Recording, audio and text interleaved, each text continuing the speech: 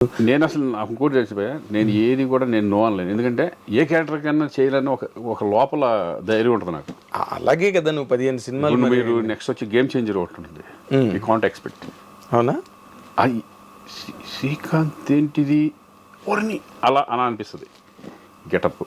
నార్మల్గా నువ్వు నీకు ఇందాక లేదు చెప్తున్నావు, నువ్వే చెప్తున్నావు ఇది ఏ క్యారెక్టర్ అయినా నేను వస్తే నాకు ఎందుకు కాన్ఫిడెన్స్ ఏంటంటే నేను చేయగలనా లేదా అనేది చిన్న ఉంటుంది. ఎట్లా ఇప్పుడు బోయపాటి గారు చెప్పినప్పుడు అయిపో ఇదేంటి అనుకుంటాను. నేను నమ్మేది ఏంటంటే గెటప్ కుదిరిందంటే మనం చేసుకుంటూ వెళ్ళిపోవచ్చు. ఎందుకంటే ఉండేది ఏముంటుంది, ఎమోషన్స్, సెంటిమెంటు, ఎంటర్టైన్మెంటు, ఇయేగా మామూలుగా ఉండేది. అంతే. కొంచెం పెద్ద పెద్ద డైలాగులు ఉన్నప్పుడు కొంచెం జాగ్రత్త ఉంటే అయిపోయాయి, అంతే, సింపుల్. అవును. అది డైరెక్టర్కి విజన్ ఉంటుంది, ఎలా చేయించుకోవాలి, ఏంటి, ఏ క్యారెక్టర్ ఏంటి అనేది. ఇప్పుడు శంకర్ దగ్గర చేస్తున్నాను, చాలా ఒక రకం ఈజీ. శంకర్ దగ్గర అయితే హ్యాపీగా చేసుకుంటూ వెళ్ళిపోవచ్చు. మన పెద్ద శంకర్, మన గేమ్ చేంజర్. అంటే ఇప్పుడు విశ్వనాథ్ గారు కానీ బాపు గారు కానీ వాళ్ళు చెప్పే విధానం ఎక్కేస్తుంది. కృష్ణవంశీ కానీ ఆర్టిస్ట్లోకి ఒక ఇంజెక్ట్ చేసేస్తారు, ఏ టైప్ ఆఫ్ చేయాలి, ఎలా ఉండాలి, ఏంటి క్యారెక్టరైజేషన్ అనేది. అప్పుడు ఆర్టిస్ట్ ఈజీ అయిపోతుంది. ఇప్పుడు బోయపాటి దగ్గర అంతే, అవునా, టప్పు ఎలా చేసుకుంటూ పోతాడు, అంతే. పెద్ద కాంప్లికేషన్ ఏముండదు షూటింగ్లో, ఏమి లేదు. ఆయన కావాల్సింది చెప్పేస్తాడు, చేసుకుని పోతాడు. ఇది భయంకరంగా ఉండాలి ఎమోషన్. ఇప్పుడు స్కందాలు ఉంటుంది కదా, ఫుల్ సెంటిమెంట్ పోయా, నీ కూతురు నిజంగా జరిగితే నువ్వు ఏం ఫీల్ అవుతావు, ఎలా ఏంటి, అట్లా చెప్తాం. చాలా అసలు వేరే స్కందలో అసలు అరిస్టోక్రాటిక్గా కార్పొరేట్ డిగ్నిటీ చాలా. అది కూడా ఇంపార్టెంటే. ఆ క్యారెక్టర్ ఏమన్నా తేడా వచ్చినా ఆ సెంటిమెంట్ పడకపోతే క్యారెక్టర్ పోయినట్టు. అది కూడా మెయిన్ కీలకమైన పాత్ర కదా కథకి. కంప్లీట్ గా ఆ బ్లాక్ ఏదైతే ఉందో కార్పొరేట్ అదంతా కూడా సెటప్, మెయిన్ సబ్జెక్ట్ దాని మీద కాబట్టి దాని మీద వెరీ ఇంపార్టెంట్ క్యారెక్టర్. ఎగ్జాక్ట్లీ. నేను చేసిన ఎవరు చేసినా కూడా దట్ ఈస్ ఇంపార్టెంట్ క్యారెక్టర్ అది. అవును. తర్వాత ఇప్పుడు నువ్వు 2 సార్లు నీ నోట్ల నుంచి వచ్చింది గేమ్ చేంజర్ అని. చిరంజీవితో చేసావు, ఇప్పుడు మళ్ళీ రామ్ చరణ్తో చేస్తున్నావు.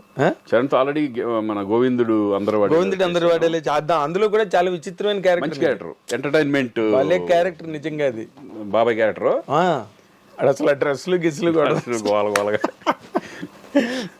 అటువంటి అంటే అవి ఛాలెంజింగ్ ఉంటాయి మనకి, సరదాగా. అవునా? ఎంటర్టైన్మెంట్ అనేది చాలా సరదాగా ఉంటుంది. అసలు చాలా విచిత్రమైన ఒక అంటే ఏంటి, రికామిగాళ్ళు ఉంటారు కదా విలేజ్లో, అవి పడుతుంది అమ్మ నాన్న. అసలు కొన్ని సీన్లు దాంట్లో ఉంటాయి, గోడ మీద ఎక్కి అమ్మ అన్నం పెడతాంటే అవన్నీ లేవు కొన్ని. గోడ మీద ఎక్కి అన్నం పెడతాంటే ఇక్కడ నుంచి కామెంట్లు వేసుకుంటూ ఉంటాను నాకు. అసలు భలే ఉంటాయి సీన్స్. అవి కట్ అయినాయా? అవి కొన్ని కట్ ఎడిట్ అయినాయి, కానీ ఉన్న మట్టుకే చాలా బ్యూటిఫుల్. సినిమా మొత్తం రన్లో నీ క్యారెక్టర్ చాలా చాలా విచిత్రంగా, వెరైటీగా భలే కట్ చేశాడు. శంకర్ దాదా ఎంబీబీఎస్ కానీ, సంక్రాంతి కానీ పెద్ద సినిమాలు చేశాను కదా మధ్యలో. హీరోగా ఉన్నప్పుడే నేను మధ్యలో చేసేవాడిని. క్యారెక్టర్ చేసేవాడిని సరదాగా. అందరూ అడిగితే శ్రీకాంత్ బాగుంటాడు అనుకుంటే చేద్దాంలే అని చేసేవాడిని. అప్పుడు మనకి నేను హీరో చేస్తున్నాను నాకు ఎందుకులే అనేది లేదు. లేదు. నువ్వు అందరికీ అవైలబుల్గా ఉన్నావు, అదే నీ సక్సెస్. అసలు ఫస్ట్ సక్సెస్ ఇండస్ట్రీలో. ఎవరిని దూరం పెట్టలే, ఎవరి దగ్గరికి వచ్చినా సినిమా వెళ్ళాం. బట్ కెరీర్ ఎలా వెళ్తుందో అనేది మన చేతిలో ఉండదు. అదే ఇప్పుడు రామ్ చరణ్తో మళ్ళీ చేస్తున్నావు కదా, ఇట్స్ అనే very bigger dimension. Game changer, Shankar, అది దేవరా కానీ, ఎన్టీఆర్తో చేసే దేవరా కానీ, అది గెటప్పే. ఓకే, అది బ్యూటిఫుల్ గెటప్. అది లక్కీగా ఇది పట్టడం, ఈ 2 పట్టడం నాకు బాగా అడ్వాంటేజ్ అయింది. అదే ఇప్పుడు రామ్ చరణ్తో మళ్ళీ చేస్తున్నావు కదా, ఇట్స్ అనే very bigger dimension. Game changer, Shankar, అది దేవరా కానీ, ఎన్టీఆర్తో చేసే దేవరా కానీ, అది గెటప్పే. ఓకే, అది బ్యూటిఫుల్ గెటప్. అది లక్కీగా ఇది పట్టడం, ఈ 2 పట్టడం నాకు బాగా అడ్వాంటేజ్ అయింది. అది అఖండ తర్వాత నేను వారిసు తమిళ్ వారిసు విజయ్తో చేశాను. అక్కడేమో కన్నడలో ఒకటి అతనితో చేశాను, మన పునీత్ రాజ్ కుమార్ లాస్ట్ ఫిల్మ్ అదే మేము చేసింది పాప అతనితో. Puneeth Raj Kumar is very wonderful person. అలా మంచి ఈ పెద్ద చేసుకుంటే వెళ్తున్నాం. ఇప్పుడు కన్నడంలో కొన్ని సినిమాలు అంతకు ముందు కూడా చేసావు కదా? అంతకుముందు కూడా చేసాను. 2-3 సినిమా సరదాగా చేస్తా ఉంటా. ఎందుకంటే నేను హ్యాపీగా ఒకసారి సరదాగా చేద్దాం కన్నడం మాట్లాడతా కదా. కన్నడ పుట్టి పెరిగింది అక్కడే ధారవాడలో చదువుకున్నావు. సరదాగా అప్పుడప్పుడు అడిగితే మంచిది వస్తే చేద్దాం అనే పద్ధతిలో ఉంటాం. అదే ఇక్కడ అలాగే ఉన్నావు, అక్కడ అలాగే ఉన్నావు, ఎక్కడైనా ఒకలాగే ఉన్నావు. బట్ అఖండ తర్వాత అసలు నీ కెరీర్ నువ్వు చాలా విచిత్రంగా, ఇప్పుడు జగపతి బాబుకి బోయపాటి దగ్గరే లైఫ్ వచ్చింది. అవునవును. తను చాలా ఇంటర్వ్యూలో చెప్పాడు జగతి బాబు, ఇది నేను అప్పటికన్నా ఇప్పుడే ఎక్కువ సంపాదిస్తున్నాను అని. అది నీకు వర్తిస్తుందా? డెఫినెట్గా. అంటే ఇదేంటంటే మనకు రెస్పాన్సిబిలిటీ తక్కువ. విలన్ గా చేసిన క్యారెక్టర్ చేసిన రెస్పాన్సిబిలిటీ ఏమి ఉండదు. అంతా హీరో మార్కెట్ మీద హీరో మీద వెళ్ళిపోతుంది. డైరెక్టర్ అప్పుడు మేము హీరోగా చేసినప్పుడు ఏంటంటే మన సినిమాలు రిలీజ్ అవుతాయో లేదో టెన్షన్. వీళ్ళు లాస్ట్ మూమెంట్ వరకు కొంతమంది ప్రొడ్యూసర్లు చేతులు ఎత్తేస్తారు. దాన్ని ముందుకు తీసుకెళ్లాలంటే నేను ఎదురుపెట్టిన సందర్భాలు ఉన్నాయి. అవునా? చాలా సినిమాలు నేనే కదా ఎదురు పెట్టి ఉంటాను. రిలీజ్ అవ్వాలంటే వాళ్ళకి ఎదురు ఇవ్వడం. అవును, ఎదురు రాసేసి ఎవరు రిలీజ్ అవ్వకపోతే ల్యాబ్కి ఫోన్ చేసి నేను ఇస్తాను రిలీజ్ చేయండి అంటాం. అవును, చాలా జరిగినాయి అన్నీ అప్పట్లో. ఇంక సరే, అది ఒకటి part of the game. Part of the game. అది మనం సంపాదించుకున్నాం, మనం పెట్టిన దాంట్లో పెట్టేసాం, అంతే, అయిపోయింది. మనది ఏముంది అనుకుంటాం, అయిపోయింది. అలా తీసుకోవడం కూడా అంత సులభం కాదు కదా శ్రీకాంత్. ఒకటి మనం ఇచ్చామా, అది పోయిన అనుకుని ఇవ్వాలి. వచ్చినాయా, ఇచ్చినవి అలాగే తిరిగి ఎప్పుడైనా ఎప్పుడు రాలే. ఎవరు ఇంతవరకు ఏది జరగలేదు అలా. నా మెంటాలిటీ ఏంటంటే నాకు ఇస్తారు అని ఆశ పెట్టుకున్నాను అనుకో, బాధ వస్తుంది. ఇది గ్యారంటీ పోతుంది అనుకుని ఇచ్చాను అనుకో, ముందే అనుకున్నాను కదా, ఎక్స్పెక్ట్ చేశాను కదా, అప్పుడు హ్యాపీగా ఉంటాం మనం. ఏదైనా ఎక్స్పెక్ట్ చేసామనుకో, అది రాదనుకుని ఇచ్చేస్తే గొడవ ఉండదు. వస్తే ఆనందం, వస్తే హ్యాపీ. అదేలే, అలా చాలా పోయినాయి నాకు. అవునా? కొన్ని బిజినెస్లో కూడా అలా పెట్టినవి కూడా, కొన్ని ఆటలు కూడా పోయినాయి.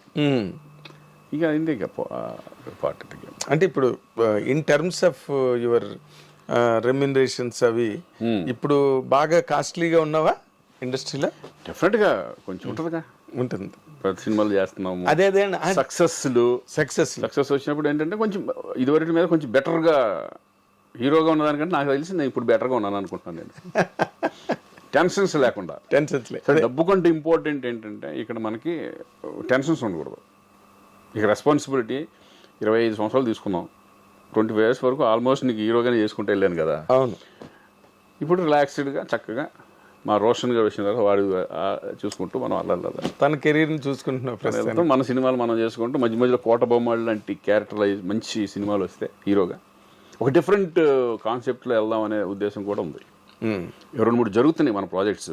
ఓకే, నేను హీరోగా చేసేది, బట్ డిఫరెంట్ కాన్సెప్ట్ వెళ్దామని. ఓకే, కొత్తగా క్యారెక్టరైజేషన్ కొత్తగా ఉండాలి, మన పర్ఫార్మెన్స్ కానీ మనం సోలోగా మనం. ఎందుకంటే ఇప్పుడు ఓటీటీలు వచ్చినాయి, కొంచెం అడ్వాంటేజ్. బాగా ఇదివరకు కంటే ఇప్పుడు బాగా అడ్వాంటేజ్. ప్రొడ్యూసర్లకి చాలా అడ్వాంటేజ్ కదా. అలా నాకు 2-3 అవి జరుగుతున్నాయి. ఇవి కూడా సెలక్షన్ చక్కగా నీట్గా చేసుకుని వెళ్దాం అంతే. అదేలే, అంటే ఇప్పుడు ఎవరైనా ఒక కొత్త డైరెక్టరు ఒక కొత్త కాన్సెప్ట్ పట్టుకొస్తే నువ్వు ఎంకరేజ్ చేస్తావా? 100% డెఫినెట్గా. కొత్త డైరెక్టర్లు కదా, వీళ్ళు మళ్ళీ సరిగ్గా హ్యాండిల్ చేస్తారు. నేను ఎక్కువ చేసిన వాళ్ళే, చిన్న వాళ్ళు చాలా చేశాను నేను.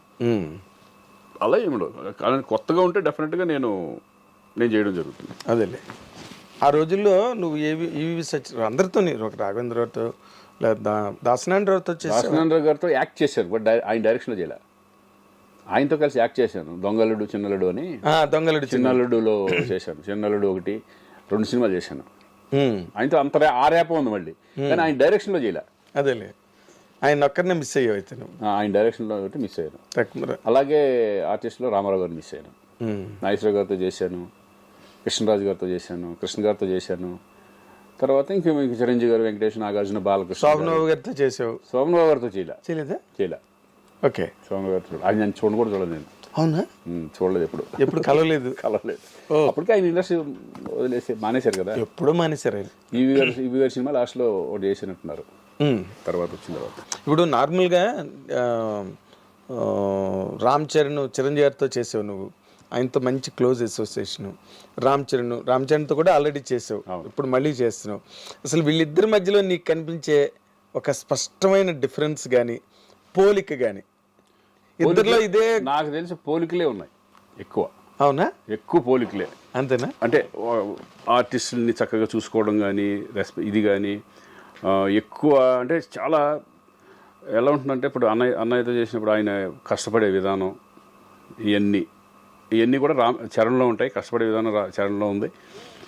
ప్లస్ కామన్ ఏంటంటే చక్కగా ఇప్పుడు మామూలుగా చూసుకుంటే భోజనాల దగ్గర కానీ, ఆర్టిస్టులను బాగా చూసుకోవడం కానీ, ఫుడ్ అందరికీ చక్కగా బాగా వచ్చిందా లేదా, బాగుంటుందా లేదా యూనిట్లో చూసుకోవడం, ఇవన్నీ కూడా ఆయనకి ఉంది.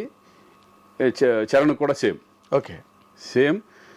చరణ్ ఇస్ అంటే అనేలాగా డిగ్నిఫైడ్, అంటే ఎక్కడ అర్థమేస్తారా చాలా పెద్ద, చాలా మెచ్యూర్డ్ గా, చాలా ఈజ్ వెరీ ఇంటెలిజెంట్, చాలా మెచ్యూర్డ్ గా, స్టబ్బన్ చక్కగా నీట్గా ఉంటుంది. కానీ ఆర్టిస్టులు పలకరించే విధానం కానీ, అందరినీ ఓన్ చేసుకోవడం కానీ, ఇవన్నీ సూపర్గా. ఇప్పుడు అన్నయ్య సేమ్ అందరూ, ఇప్పుడు అన్నయ్య సెట్కి వెళ్తే కమెడియన్స్ కానీ వాళ్ళు అందరితో కలిసి ఒక భోజనం చేయడం చేస్తూ ఉంటారు, అందరిని పిలిచి దగ్గర తీసుకుని మాట్లాడుతూ ఉంటారు కూర్చొని. సేమ్ అదే చరణ్ కూడా. అవునా? చాలా మీ ఇద్దరి మధ్యన ఎట్లా ఉంటుంది ఇంటిమసీ? చాలా బాగుంటుంది. నన్ను అన్న అంటాడు. అవునా? చాలా మంది అంటే కొంతమంది అయితే యాక్చువల్గా బాబాయ్ అంటారు, అనవచ్చు కానీ, బట్ నన్ను అన్న అంటారు. ఓకే, అన్న అనుకుంటూ ఈజ్ రెస్పెక్ట్ చాలా బాగా ఇస్తారు. ఎందుకంటే అన్న దగ్గర నుంచి వచ్చినప్పుడు చాలా రెస్పెక్ట్గా. అసలు బాగా ఇష్టంగా నీకు రామ్ చరణ్లో ఈ ఇష్యూ నాకు భలే ఇష్టం అని నీకు? నాకేంటంటే decent, is very decent person, stubborn and decent. ఆ డీసెన్సీ, ఆ హుందాతనం, అది బాగా నచ్చుతుంది నాకు. ఓకే, ఆ హుందాతనం అనేది ఇప్పుడు నాకు తెలిసి కొంత ఈ ఏజ్లో కొంచెం ఒక రకంగా వేరే ఉంటుంది. అదే ఏజ్ అలాంటిది. కానీ ఆ ఏజ్లో కూడా ఈజ్ వెరీ మెచ్యూర్డ్ పర్సన్. ఆ మెచ్యూరిటీ లెవెల్స్ కానీ, ఆ స్టబ్బర్నిటీ కానీ, అవన్నీ నాకు బాగా నచ్చుతుంది. ఇప్పుడు మామూలుగా ఒక ఏడాది క్రితం కన్నా ఇంకో వచ్చే ఏడాది మనుషులు పెరుగుతూ ఉంటారు. అవును. ఇప్పుడు గోవింద్ అందరవాడలో చేసిన చరణ్కి ఇప్పుడు చరణ్కి డిఫరెన్స్ అనేది ఏంటంటే, నాకు అప్పుడు ఎలాగున్నాడో ఇప్పుడు అలాగే ఉంది. ఇప్పుడు ఎలాగున్నాడో అప్పుడు ట్రిపుల్ ఆర్ అంత పెద్ద సక్సెస్, ఇప్పుడు స్టార్ లెవెల్కి, ఇంటర్నేషనల్ స్టార్ లెవెల్కి హాలీవుడ్ వెళ్ళిపోయినా కూడా ఆ గర్వం కానీ, ఇది కానీ, ఆ కించిత్ ఇది కూడా లేదు. చాలా సింపుల్గా ఉంటాడు మామూలుగా. ఇప్పుడు బయట వాళ్ళకి చరణ్ అమ్మో అన్నట్టు ఉంటుంది కానీ, బట్ సెట్కి వచ్చేసిన తర్వాత హీఈస్ వెరీ సింపుల్. ఎందుకంటే ఇంటర్నేషనల్ స్టార్ హాలీవుడ్ వాళ్ళే సినిమాలు చేయమని అడుగుతున్నారు పక్కన. లేదండి, ఇప్పుడు నేను అనేది ఏంటంటే, ఇప్పుడు తారక్తో చేస్తున్నప్పుడు ఫస్ట్ సినిమా నేను తారక్తో చేస్తాను. ఫస్ట్ టైం తారక్ కూడా నాకు ముందు నుంచి తెలుసు. నేను సినిమాలు చేయకపోయినా బిగినింగ్ నుంచి మా ర్యాప్ ఉంది. ఎలా? మేము ఫస్ట్ బిగినింగే మా ఇంటి పక్కన అక్కడ శ్రీనగర్ కాలనీలో ఉండేవాడు, ఇంకా హీరో అవ్వాలి అప్పుడు. అప్పటి నుంచి తెలుసు నాకు. అప్పుడు ఆయన ఏంటంటే ఎనర్జీ లెవెల్స్ ఎక్కువ, టప మాట్లాడతా చక్కగా గోల చేస్తూ ఉంటాడు. అది ఇప్పటికి తగ్గల. అవునా? ఇప్పుడు అదే సరదా, అదే గోలగా ఉంటాం, ఒకసారి ఏడిపించడం, ఈ టైప్లో. అంటే వాళ్ళు మారలా, యాజ్ ఇట్ ఈజ్ అలాగే ఉన్నారు. ఇమేజ్ పరంగా ఇమేజ్లు మారుతాయి కానీ పర్సనాలిటీ మారలా. అదే మనుషులుగా అలాగే ఉన్నారు, పర్సనాలిటీ మారలా. అది నాకు బాగా